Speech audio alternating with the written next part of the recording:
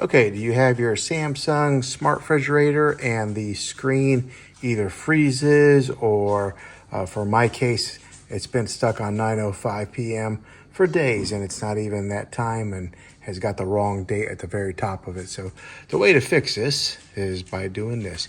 You're gonna open up the refrigerator and then at the very top here, you'll see that there's a door that says open. You just kind of pull up on it.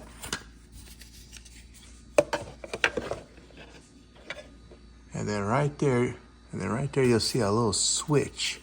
I'll go ahead and flip that off. What that does is turns off the screen. Just wait a little bit, few seconds, and then flip it back on.